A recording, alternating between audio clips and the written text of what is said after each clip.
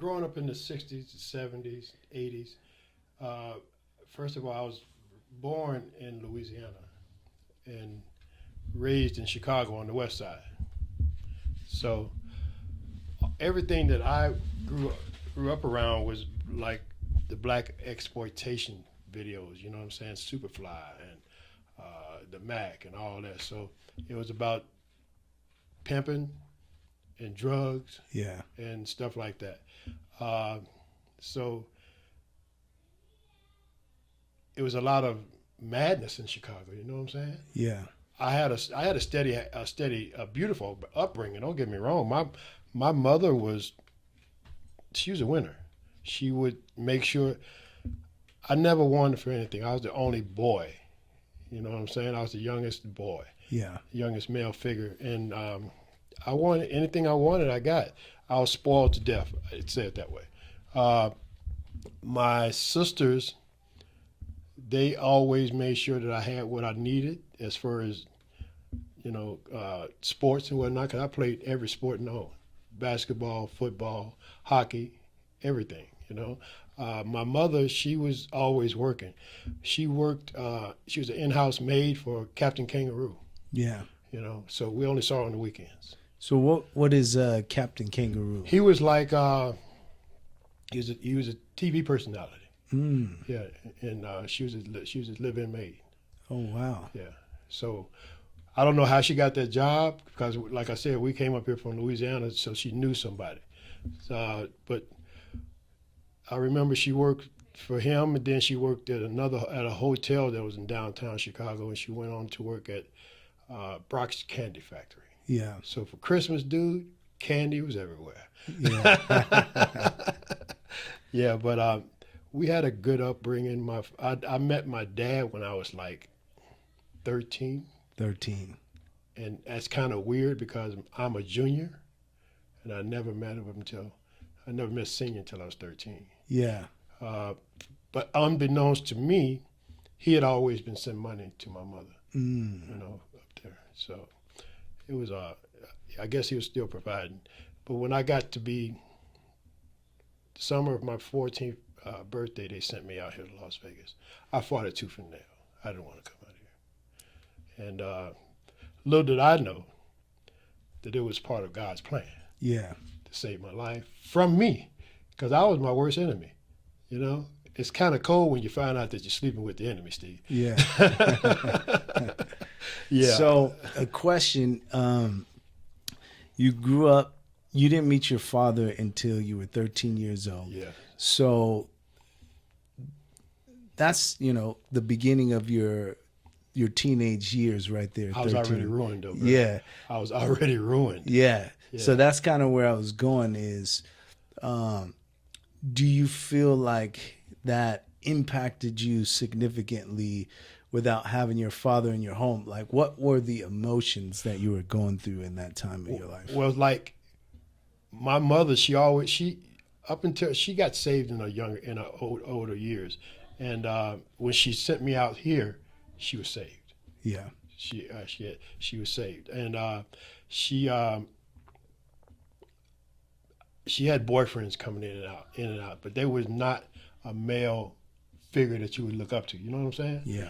So by my dad missing my life, missing out of my life, I never had a male figure to look up to. You know? My brother-in-law, who lives out here, he used to try to tell me, you can be better, you can be better, you can be better. Then he would say, you ain't worth this, you ain't worth that. You know what I'm saying? So I just put him on the back shelf. Yeah. Anything that somebody was trying to tell me how to do, you don't know nothing. Yeah. I got this. I'm gonna drive this car. Yeah. So did you develop any type of animosity Yes. towards your father? Yes. Yeah, because you wasn't there for me. Why should I? What could you tell me now? Right. My life. When I came out here, you got to realize when I came out here, it was the time of the mob. So me being from Chicago, I fit right in. Right. But it was a culture shock because they wanted me to work. I ain't never worked. you know. So what I would do, Steve, just to honest to God truth, I would work, get a check, and quit. Right. Just enough. I just need enough money to get out. Right. I just need enough money to get out. And yeah, that's what I did. I did that for several years, and unbeknownst to me, I was really ruining my reputation in town. Yeah. You know, because I couldn't get a job. Because me being junior, they would always pressure my dad into trying to get him to do something in order for me to stay employed. Mm. Yeah. So, what made your mom send you out here? Was it your dad? I don't know. I really don't know. I think because I was in trouble all the time. Yeah. Yeah. See, growing up on the west side of Chicago, either you're going to be in a gang or you're going to be in a gang. Yeah. Ain't no ifs, ands, or buts about it. It's but we had a little clique that we created, and we call ourselves the Crazy Eights because there's 8 of us. Yeah. Looking back now, I think it's like 3 of those guys still alive. You know. Wow. Yeah. I talked to a couple of them on Facebook Messenger because you can see. I look them up on Facebook and you can call them.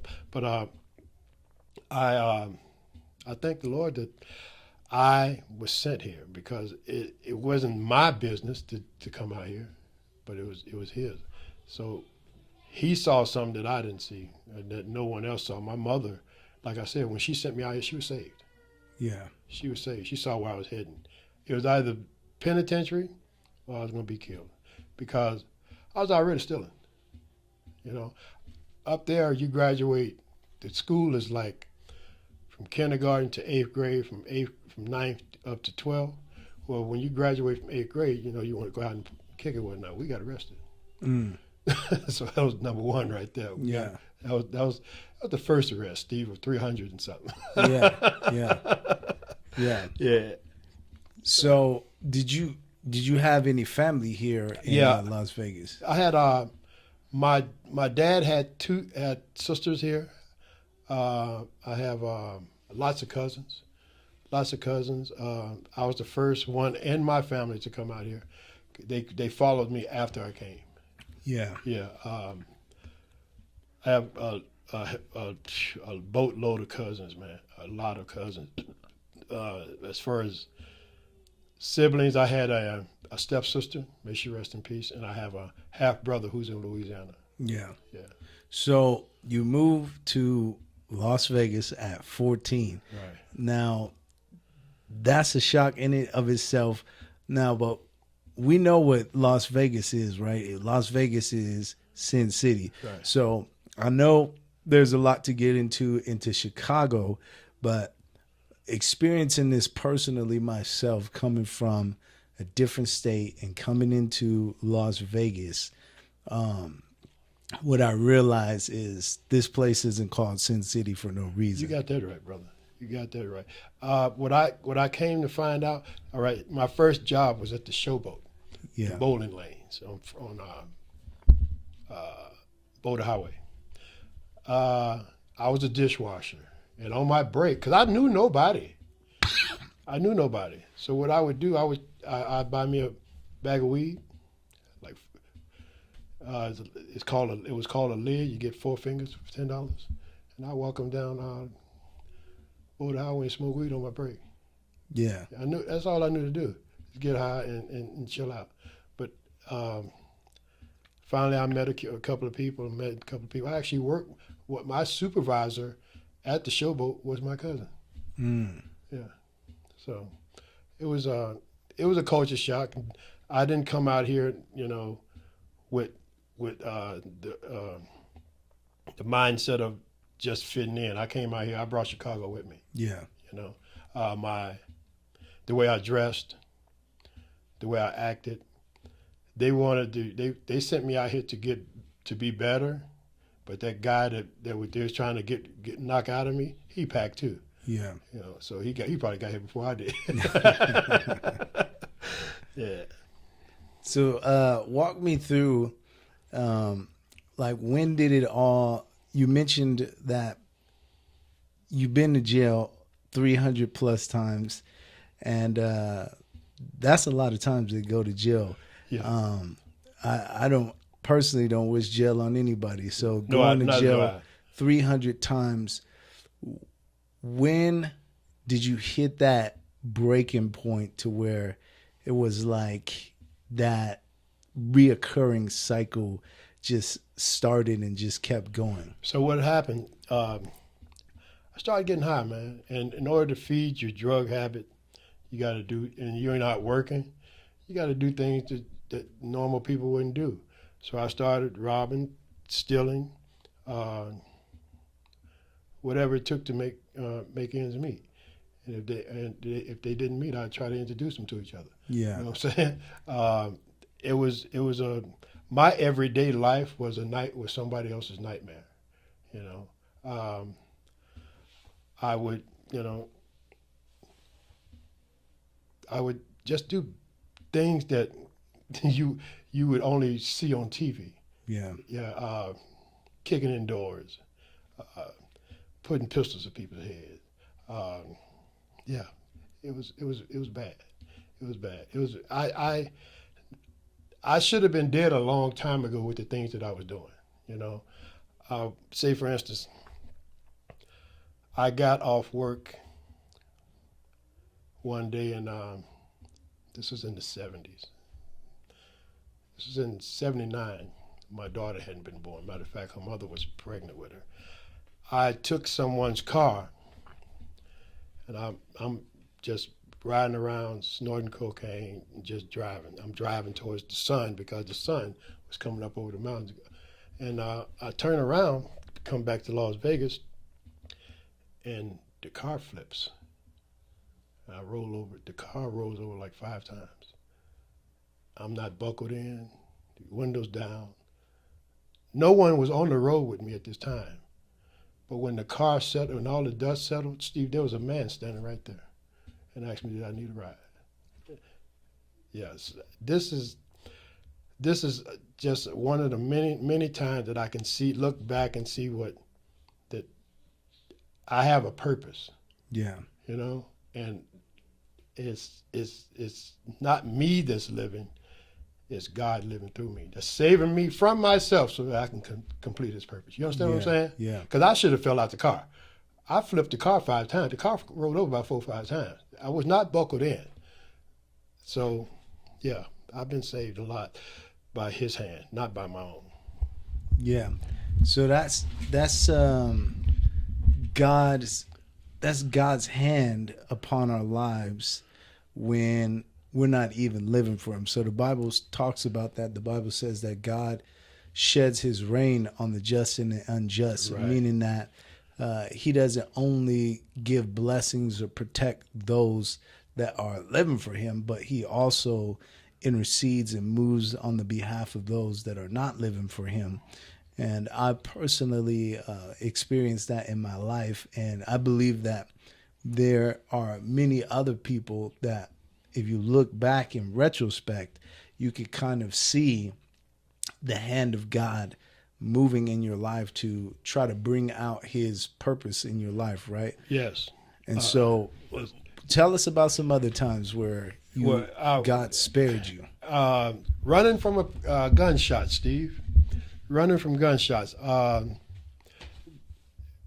was an overprotective father in Chicago. His name was Mr. Williams. He had a lot of daughters, and everybody would sneak up there. They owned a lot of property on the main drag in Chicago, and I got caught up there once, but I saw him, and I didn't know this old man could move so fast.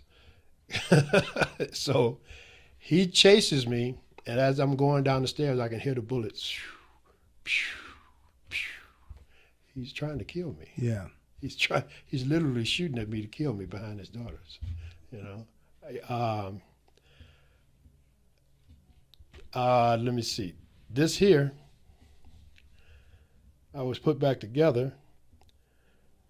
I was asleep in my own apartment, and somebody come and woke me up. I guess I woke up. I don't know if I woke up in a rage or anything like that, but however, I woke up, and when I came to, we were in the bathroom fighting, and I got stabbed here in my shoulder. I got stabbed so far deep in my shoulder that the blade broke. And I've been stabbed in my back And when I walked out the apartment to go get help for myself, that person who had stabbed me was in the window. So I tried to reach through the window and get him. And on the way in, I cut my wrist. So while I was trying to go get myself some help, where I was, there was. You remember Herbert Gerson? You heard about the Gerson? Yes. Back then, that's when the Gerson was still popping. Yeah. So the west side wasn't no cabs or nothing like that coming on the west side. Because Yeah. I was way up there. I was up there on I was on Lake Mead and Simmons behind there used to be some apartments back there. Yeah. Right, some government apartments. No cabs or nothing that was out there.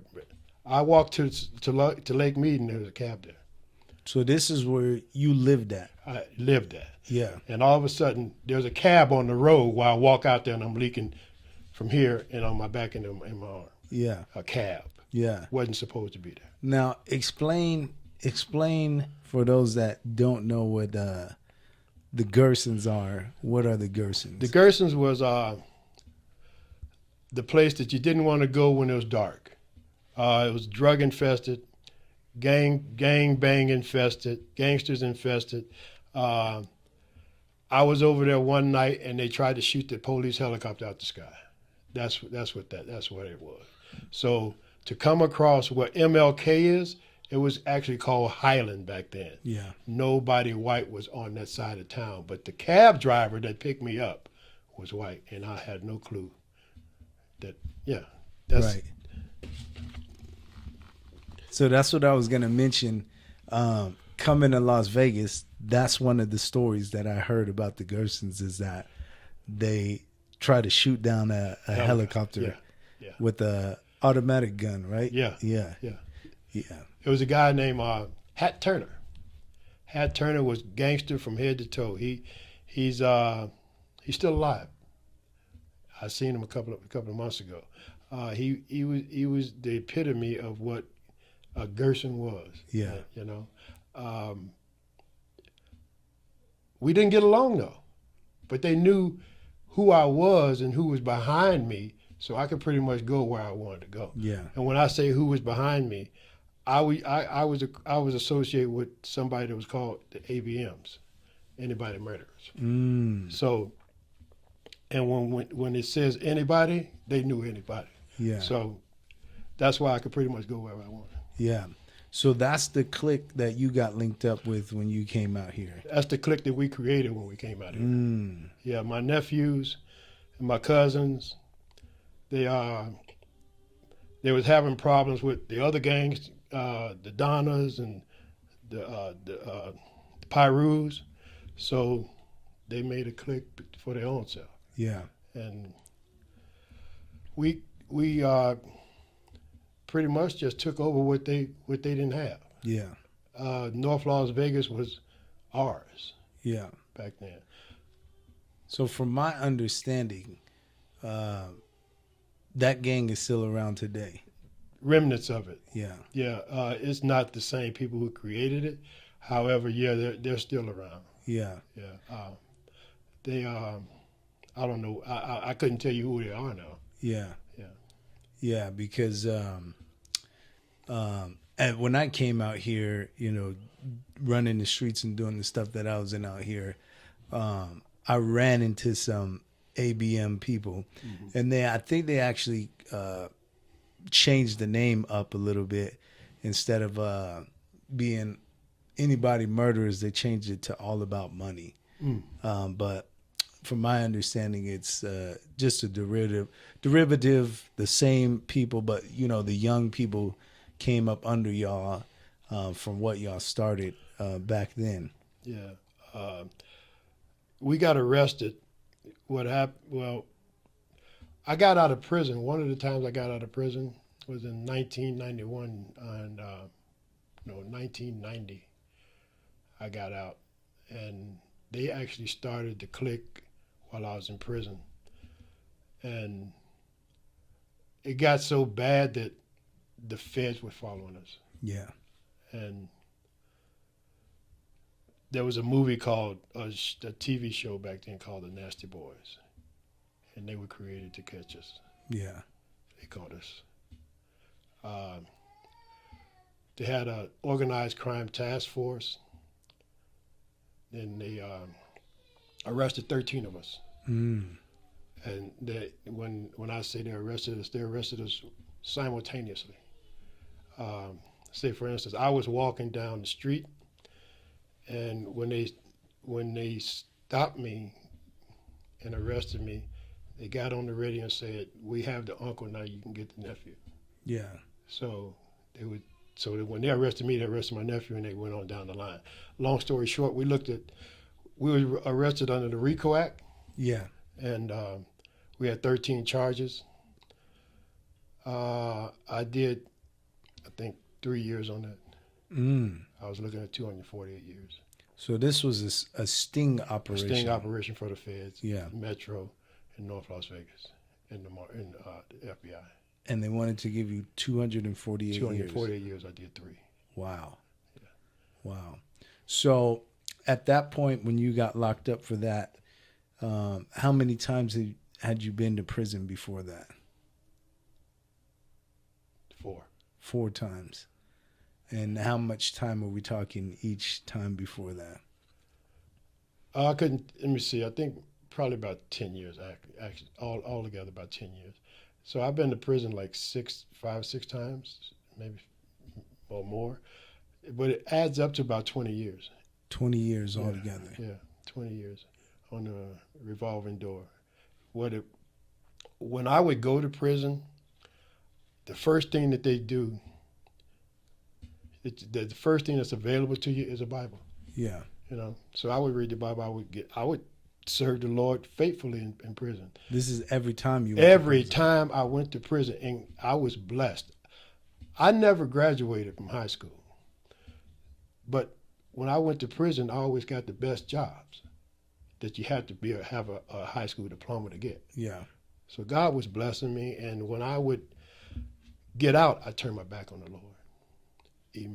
It's like I had FOMO, fear of missing out. Yeah. You know, so I would get out and I turned my back on the Lord, and it's like He would spank me, sit me back down, go think about it. Maybe this time you come out and get it right. Yeah. I did that. I think the longest I stayed out, the shortest time I stayed out was a week. Mm.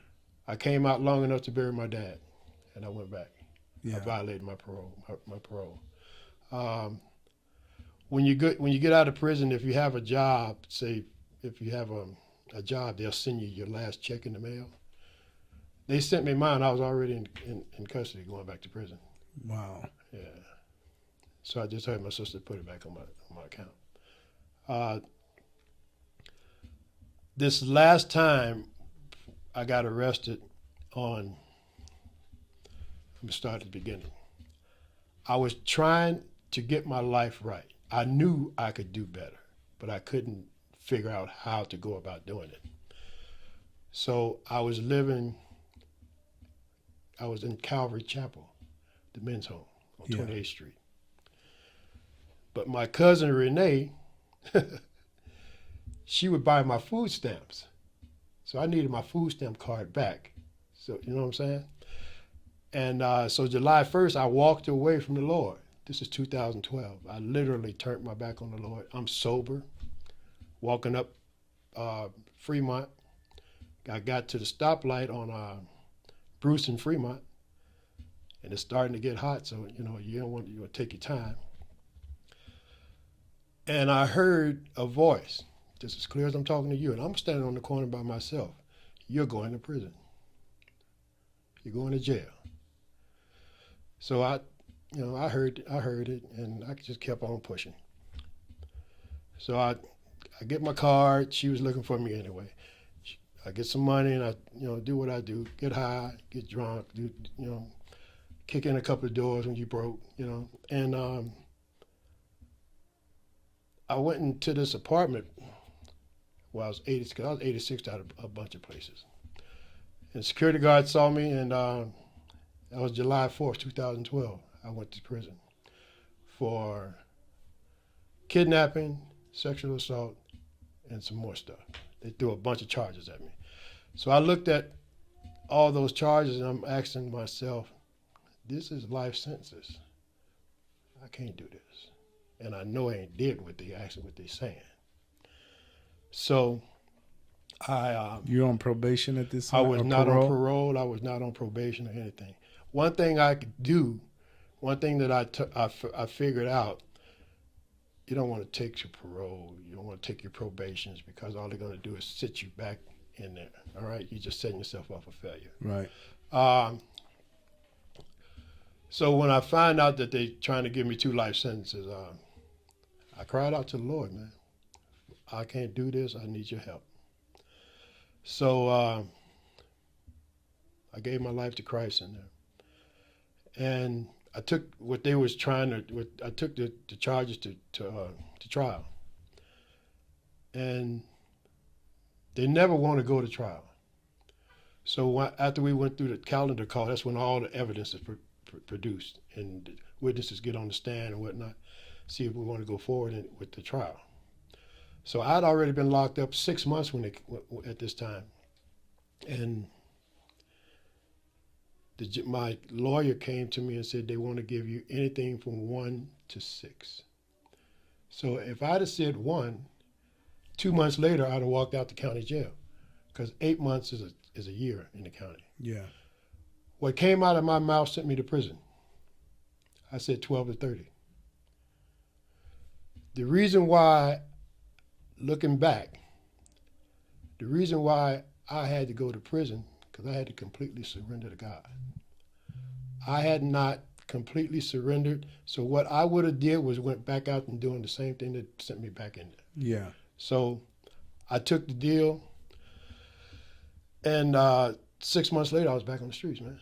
I went to prison, came back out here. 6 months later I was a free man. 6 months later. 6 months later, after looking at 2 life sentences. Wow. Yeah. And they were legitimately trying to give you 2 yeah. life sentences. Yeah. Because you were a habitual criminal. Right. They consider me a flight risk, danger to the community, all the above. You know, lock them up. We ain't got to worry about them no more. Yeah. Yeah. But I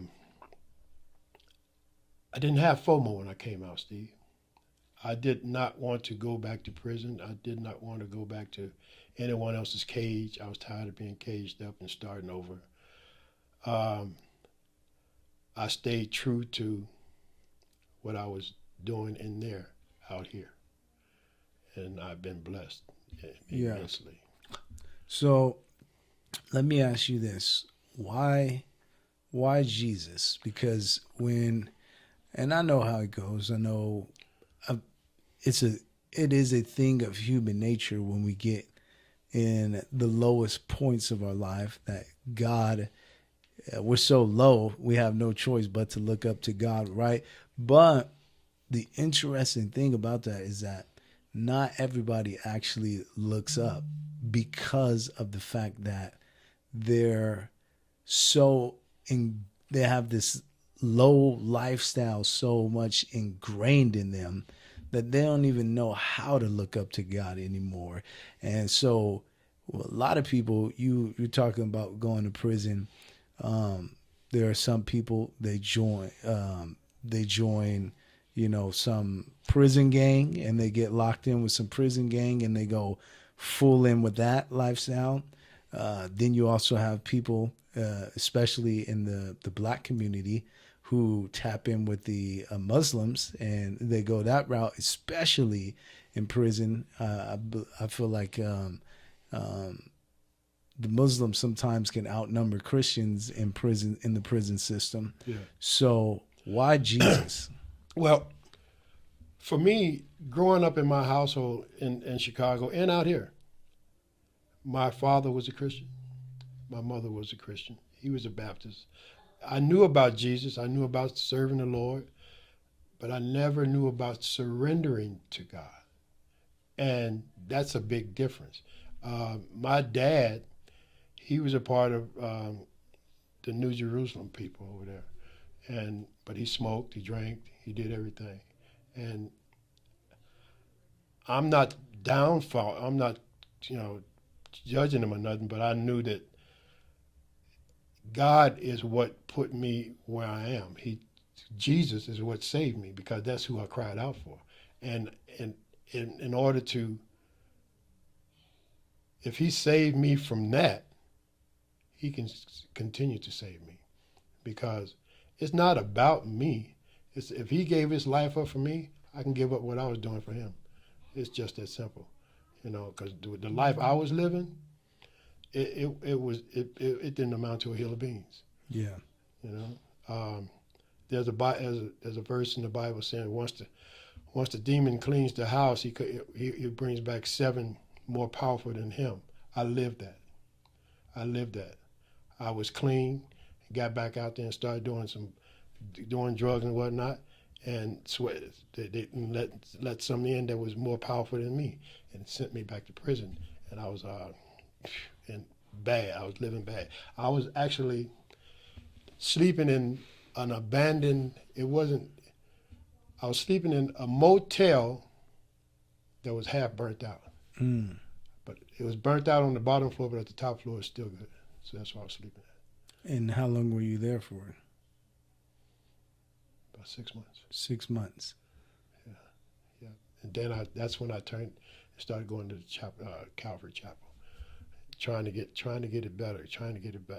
And I knew I had to save me from me, because I didn't want to die in the streets.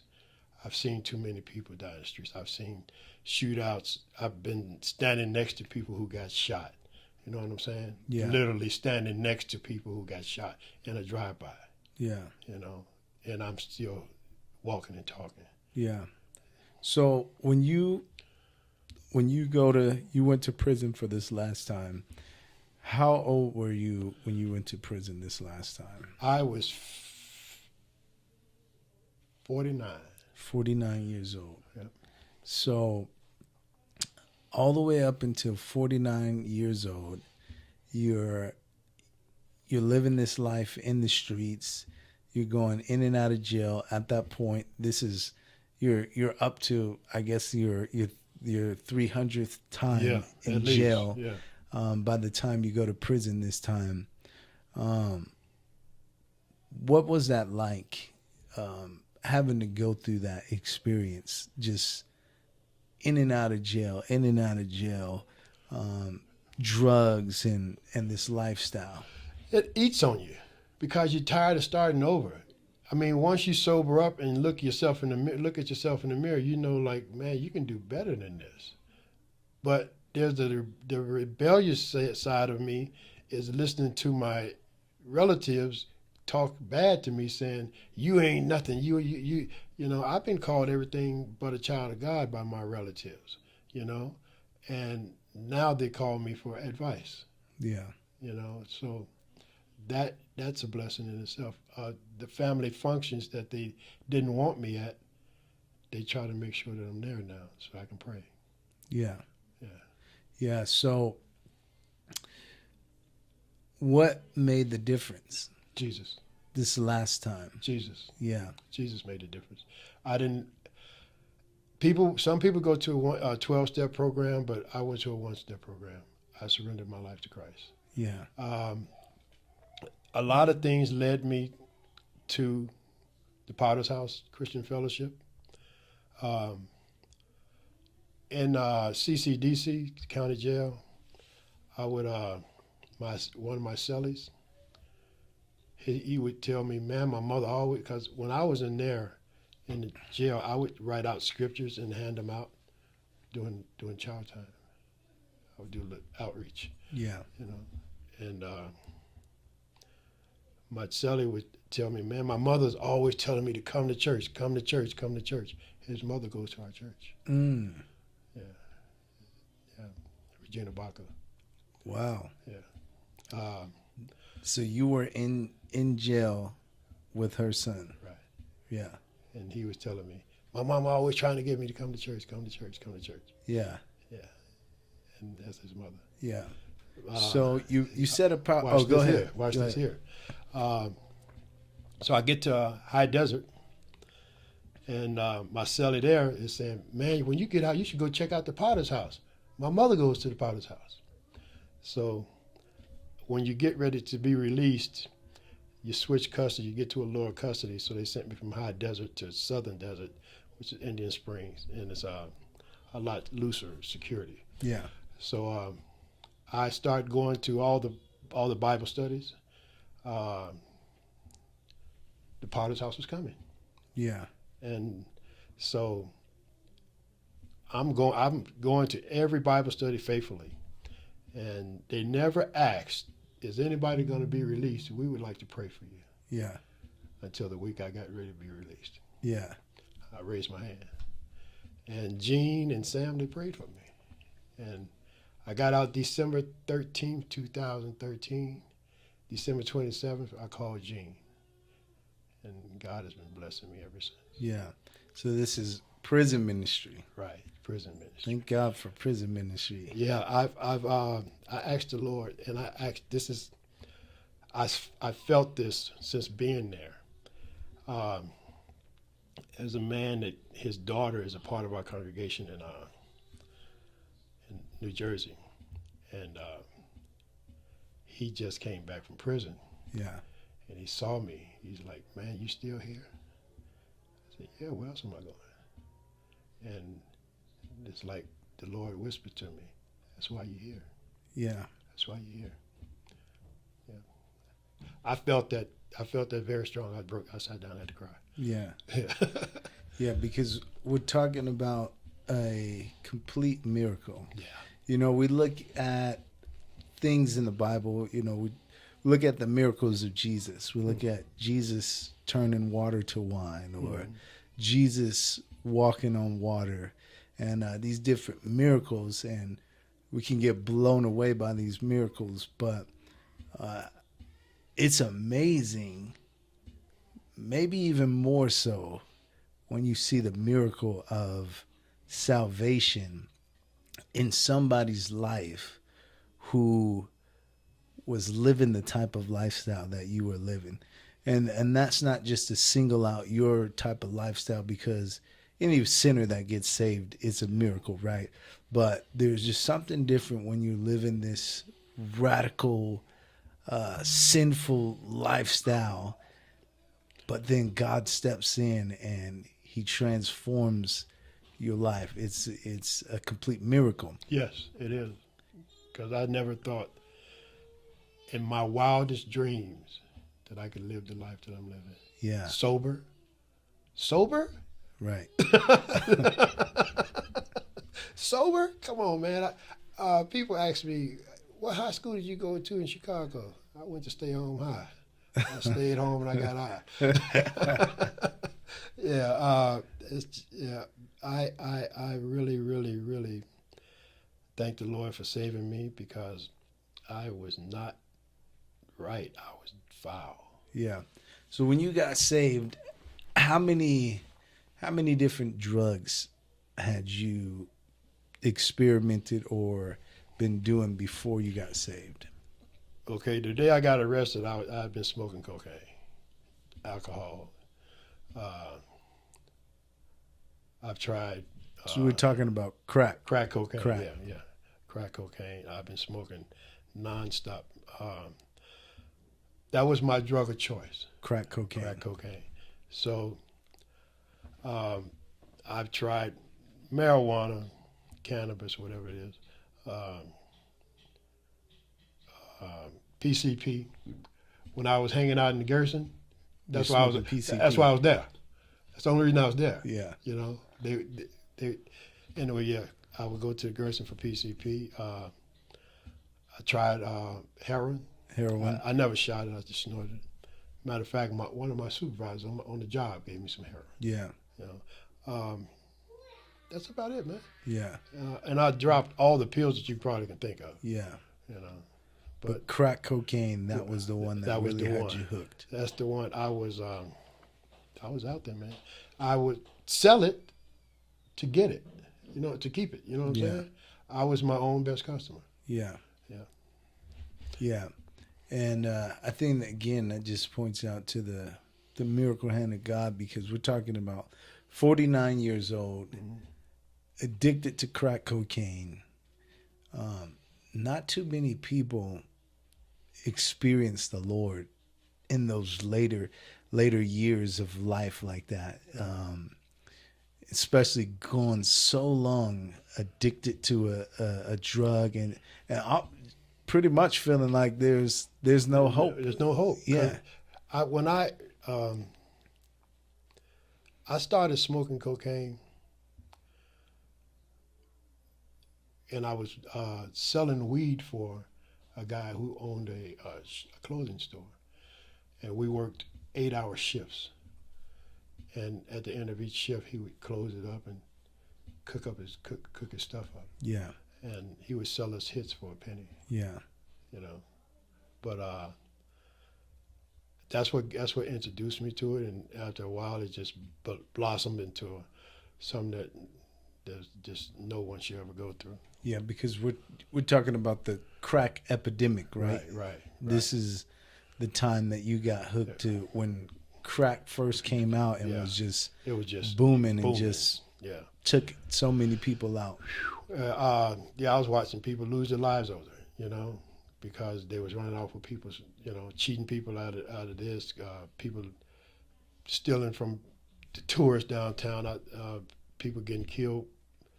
Yeah, I remember one lady. She robbed a tourist, and he came in and shot her in the back of the head, Mm. sitting at the 21 table. Mm. Yeah, that's what I didn't want. Yeah. I knew that life was better. I just didn't know how to get it. Yeah. And I know I never thought I could go to church, man. I never thought that. Go to church. Yeah. I never thought I could go to church. I never thought I'd have a driver's license, Steve. Yeah. I'm like, man, I can't pass that test. Yeah. Yeah. But So we're talking this December made 11 years, right? December 13th made 11 years. Made 11 years. Tomorrow's 11 years that I walk into the Potter's house. Wow. That's amazing. Thanks for reminding me of that. Yeah. Yeah. Yeah. So I do want to go back into something that I think is another highlight of your testimony, what God has done. So I know just through conversations with you, and where I'm going to lead this to is your wife that you're with now. Mm-hmm. But before that, so you're a married man today, but before that, there was this thing with pimping, right? That you were, yeah. So that was the type of mindset that you had. Yeah. So tell me a little bit about that. So growing up, being around, seeing the movies, Superfly, The Mac, and stuff like that, you want to emulate that, Yeah. and that's what you strive to be like. So when I came out here, I brought that mindset with me, even through the high school years. But I got arrested for pimping and pandering. Yeah. That's one of my convictions.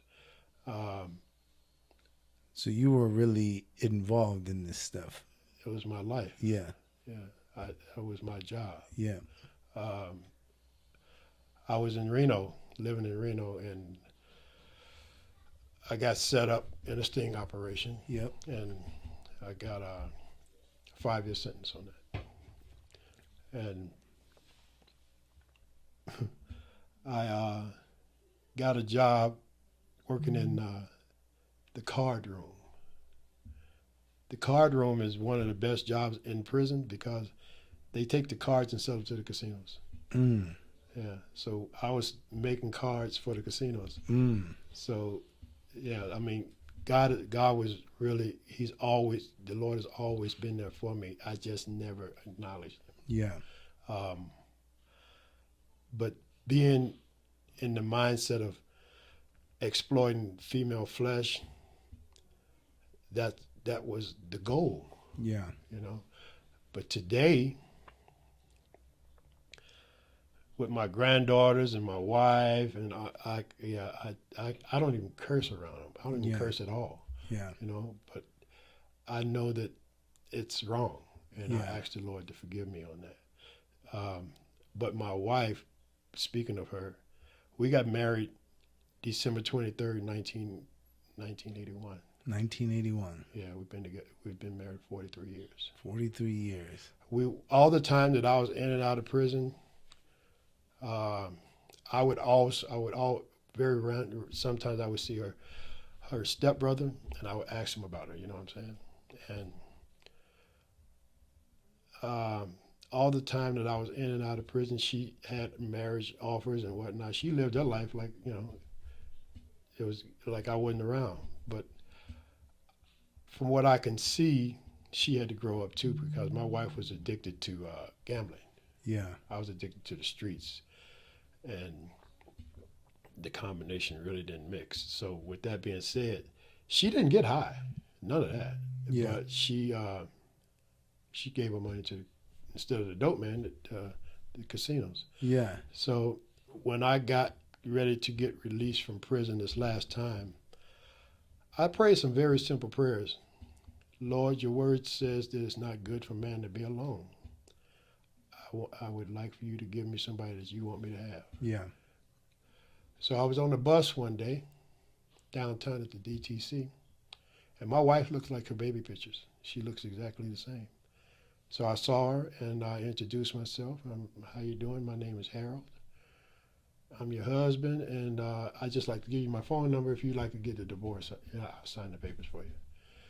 So she called me about a month later and asked me did I want to have dinner. So I told Pastor Lamb, Pastor Looney, and Randy, because that's Randy Luckett. And we courted for a long time. Yeah. She asked me to come stay with her. I'm like, no, I can't stay with you. I got to get a job. I can't just lay up on nobody. Yeah. So after I got a job, then I moved in. But I also prayed, for a church house, man. Church, somebody to feed me the word. And that's what he gave me. Yeah. So that day that you seen her on the bus, how long had you gone? 30 years. 30 years. 30 years. Without seeing her. Without seeing her. 30 years. 30 years. So you get saved. God completely restores a 30-year-old broken marriage. I stole the TV from our bedroom and sold it to the drug house. Yeah. And then promptly went and got almost lost half of my hand because I had married her. And my family, when I got out the hospital, they shipped me back to Chicago. Yeah. So she looked for me, but she couldn't find me because I wasn't in town.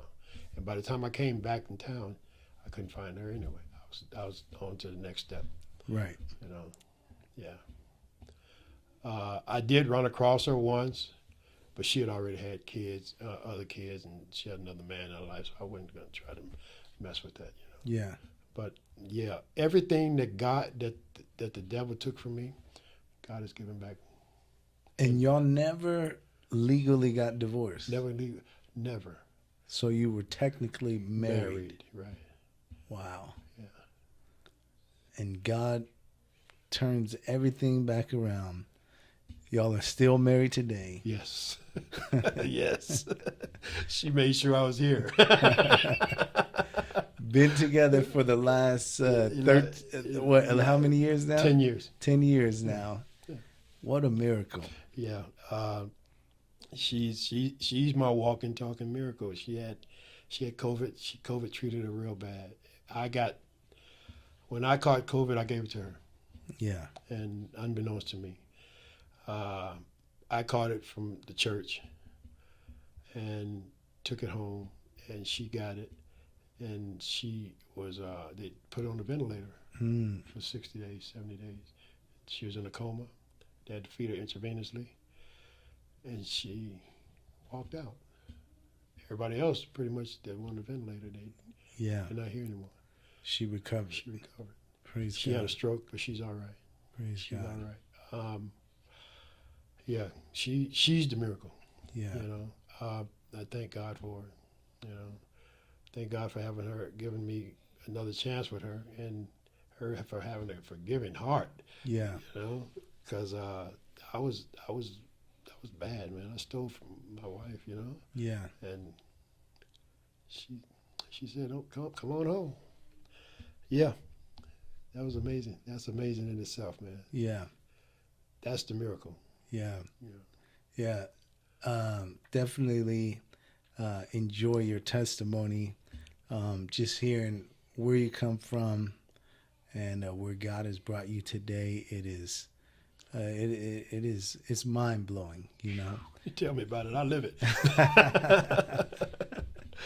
Not too Yeah. many people make it through what you've been through, and that's just a testimony, right, of what God is able to do in somebody else's life.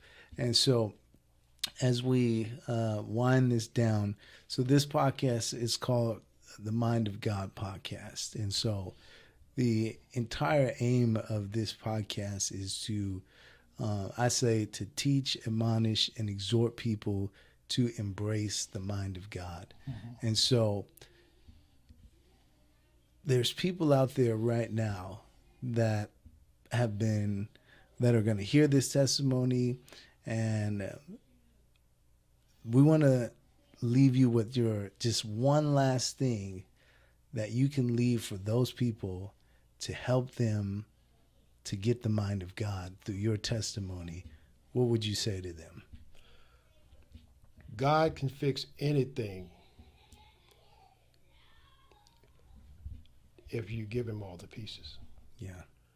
You know, we are all missing a piece of God in our hearts.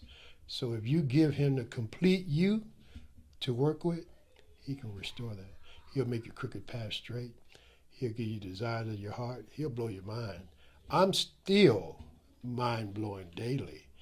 First of all, just to get up 2 hours, 3 hours early just to go pray prior to going to work, you know what I'm saying? And for me being on a job and passing a background check, these are things that he made possible, not that I did. I can't take credit for none of my life. I know who I owe my life to. That's why I serve him. Well, there you have it, everybody.